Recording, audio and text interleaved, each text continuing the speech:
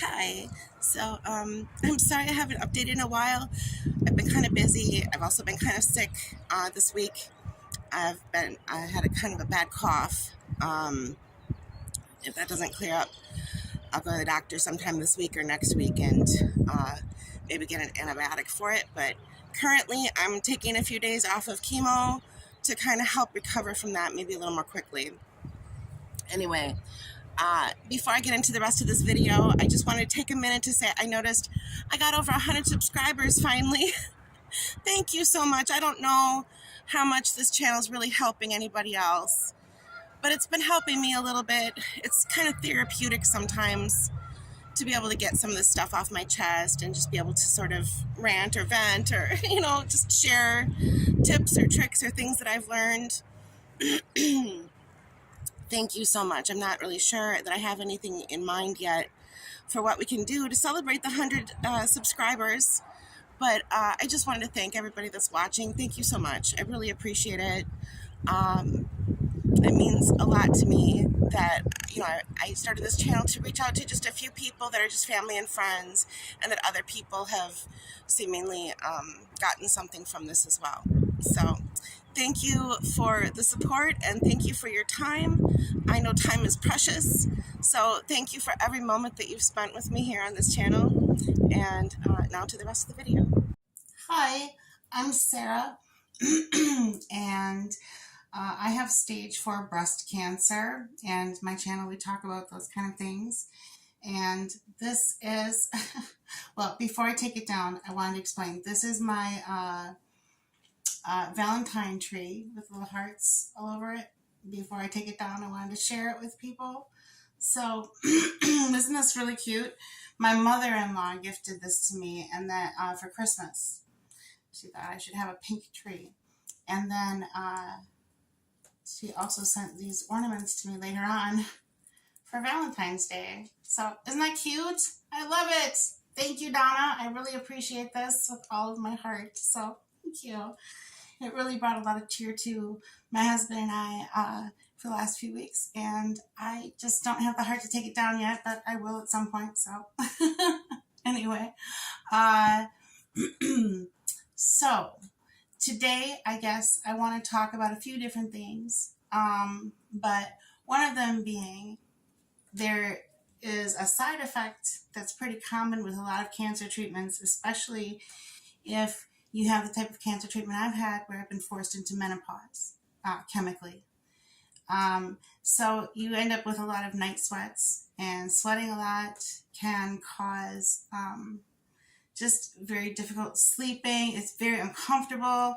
I'm not saying it's a life or death kind of side effect, but it can really feel like the quality of life has gone down. So I want to share with you what's been working for me. It used to be where I would put these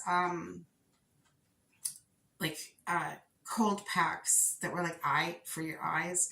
I used to put those in the freezer and take them out and put them on the back of my head because it's like the closest to the part of your brain that controls your internal thermometer. And anyway, I don't have to do that anymore because I've been using Veozah. My doctor prescribed it for me. It's a very expensive medication. So if your insurance won't cover it, I'm going to leave a link in the description of this video on YouTube so that you can get to Veozah's discount. They have basically you can apply for a discount card, and so whatever your insurance won't pay for, they'll help cover the rest. And I think I pay $30 a year for my Veozah prescriptions, and that's amazing. So so it's $30 up front, and then the rest of the year my prescription is paid for, and then you renew it every year, if I remember correctly. So just so you're aware that program exists and that it's there to help you out if you're having that kind of side effect. I have not experienced any major side effects from the Veozah itself. All I notice is that I sweat a lot less, and that I don't feel hot. I don't get these cold chills either. It just kind of seems to be helping my body manage It's internal temperature regulation.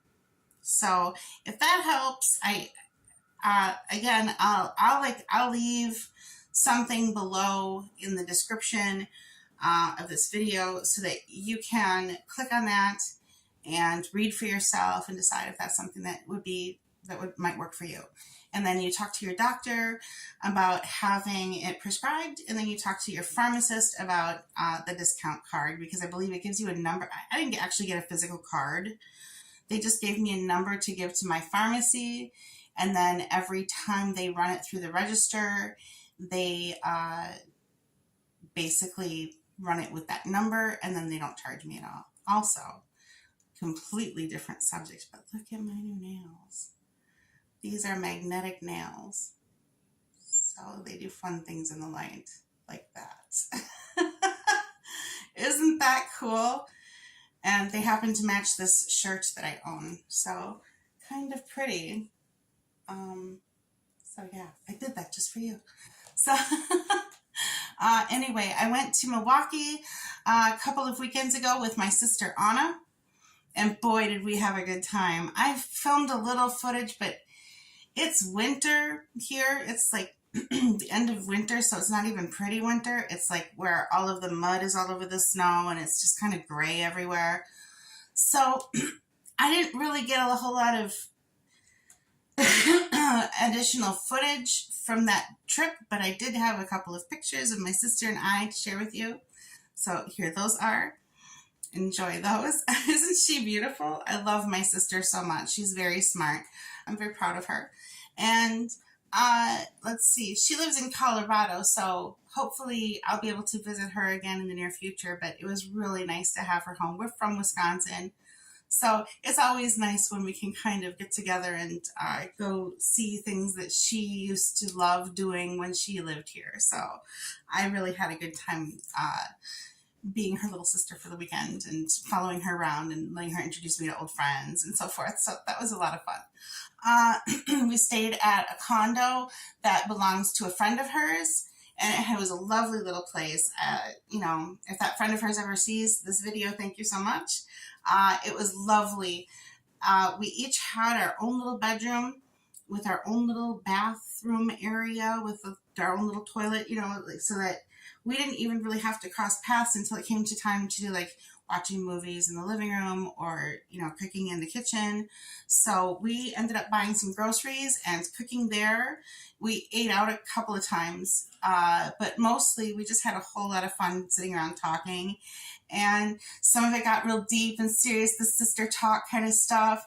And I just love it when, I don't know, when we can get together and just let our guards down and just start talking about real life things and, yeah, you know, the laughter, a few tears, you know, just a really meaningful, really nice weekend overall. So that was a really nice time. Other thoughts that I have right now are I have a scan coming up in like a month or two. I'm a little nervous for. I've been warned that there probably will be some progression on those scans. So I'm starting to already feel a little bit scan anxiety, Scanxiety, they call it, where I'm starting to feel a little nervous every time I think of having that scan. But for anybody that's been watching my case throughout this series, I'll keep you posted on the results of all of my scans and so forth. But I just wanted to put it out there early, not to have really high hopes. There's a girl that I've been watching. I'll link to her account below, her YouTube channel. She has stage 4 breast cancer that just went away. And like, I've been watching her for like, last couple of years. I think I found her when I was still taking Ibrance. And she was also on Ibrance. So I think that's how I found her channel. And I was looking for other people that were taking Ibrance at the time, just to see how they were managing life and how they were handling the side effects and, whatever. So anyway, I don't know all the situation of her case. Like I said, I'll link below so that you can just I've been told to get the word remission out of my vocabulary. That's from my oncologist herself. So I can't even speculate what happened here. I mean, sometimes these things just happen. They call it like a medical miracle or whatever you want to say regarding that. I'm very happy for her. And at the same time, I wonder, like, boy, if that happened to me, I think I would spend the rest of my life just be like, did it come back? Did it come back? Did it come back? Like it would be a scary thing. Anyway, it threw me, it's almost like a little denial washed over me. Like, that can't be true. Like, as much as I want it to be true for her, there was this part of me that just went into this absolute, like, that just can't be. Like, it somehow, like I'm over the moon happy for her. I don't want this to be taken the wrong way. I would not wish this on anybody. And although I haven't personally been very sick throughout my journey, she didn't tolerate the treatment very well. And I could tell she was struggling with it. So it is amazing to me when these kinds of things, like when I hear about something like this. I guess I've never known anyone that it happened to before. And I don't really know her very well, but just that little bit of close proximity is a little bit like, whoa, that was my first, how did that happen? How did that happen? And she doesn't even know. Which, I can't fault her for that. It's not even something to fault someone for, because you want the cure for cancer, right? You want to recover. Recovery is what you dream of. But in my own journey right now, I'm at a turning point because I started the capecitabine, which is the oral chemotherapy that I take. I started that in January, and now, as of this month, they're moving my appointments. They're changing from every other week to every 4 weeks.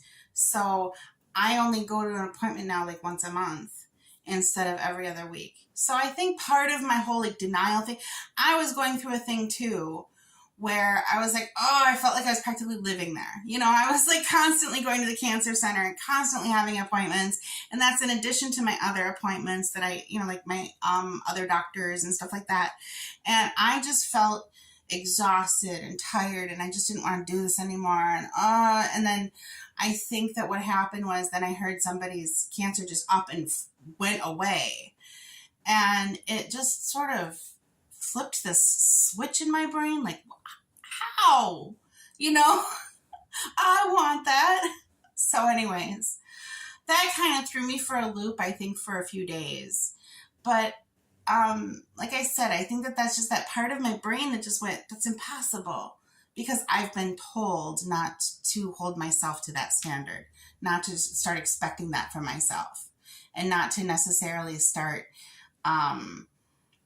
making that my goal. And I don't think this was necessarily her goal either. I think that cancer is its own animal, and it's different in every person, and everyone responds to treatment completely differently.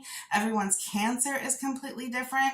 Even if two people have very similar cancers, we both had estrogen receptor positive breast cancer, stage 4, so we both had very similar, like we were both on the same medication for a while. And you hear about stuff like that, and so you expect what's going to happen with them is going to happen for you, and that's not the case. That is rarely ever the case. Like, as good as our doctors are, and as advanced as the science is on this, no two people are ever going to have identical cases.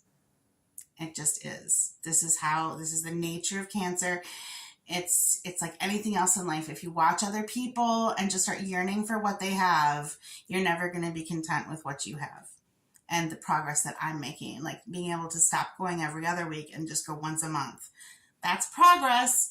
And I should allow myself to celebrate that, rather than being all down about, why isn't this thing going into remission? Why isn't this leaving me? Why aren't I cured? And also to keep in mind, for those of you that do find a cure, you still have to get checked. I'm sure that your doctor keeps you aware of this, but anyone that doesn't know, if they do find a cure or remission, you still have to be scanned. You still have to go through exams, because you're just as likely to get cancer again as you were before you had it in the first place.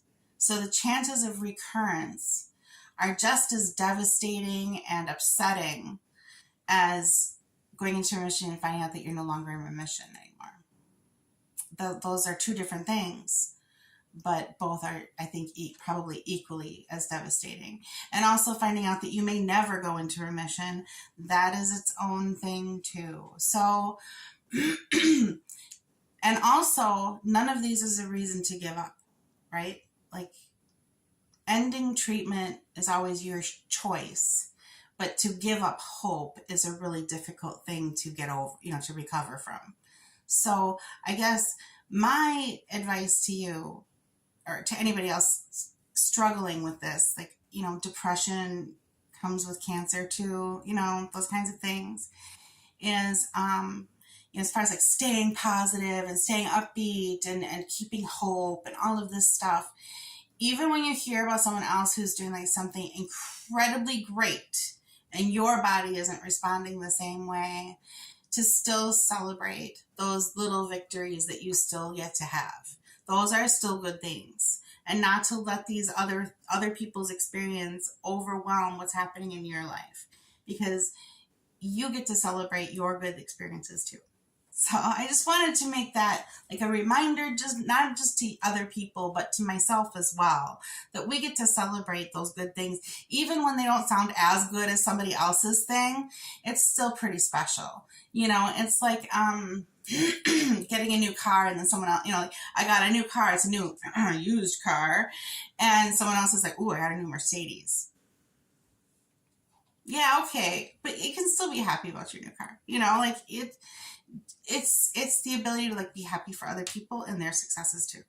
So cheers to the people who've kicked the cancer.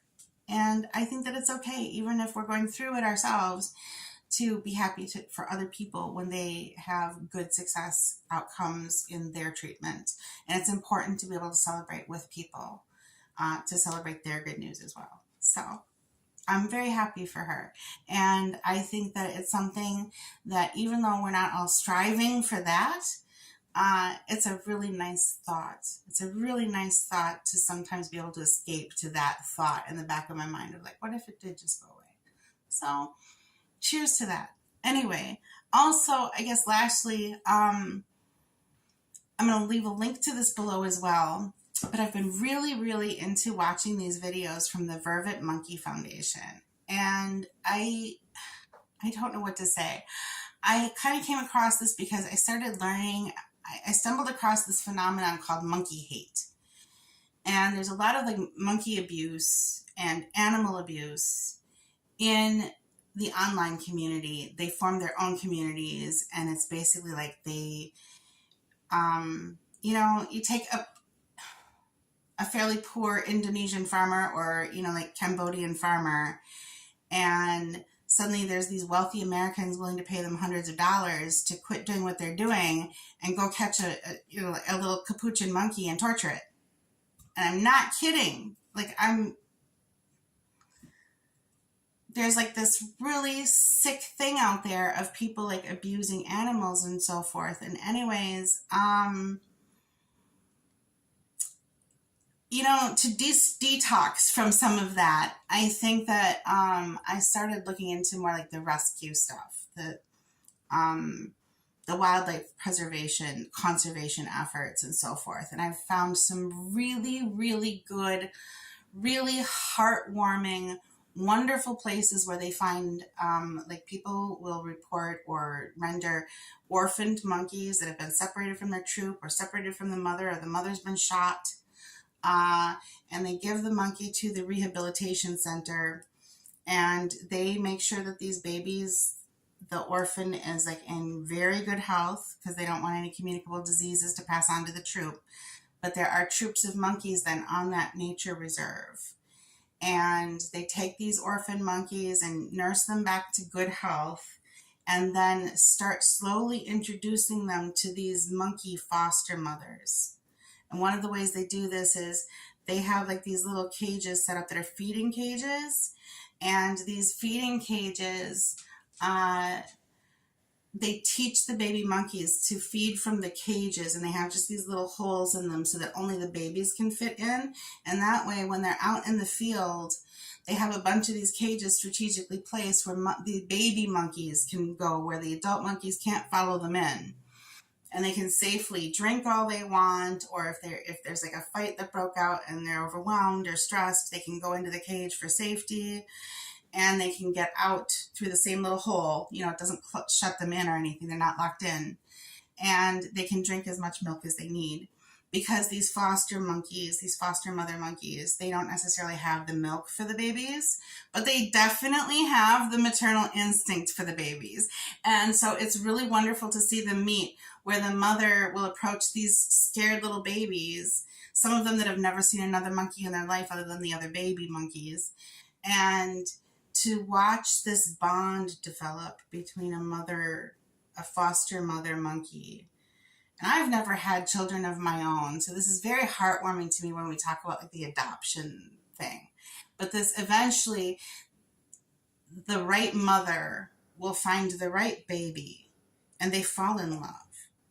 And there's this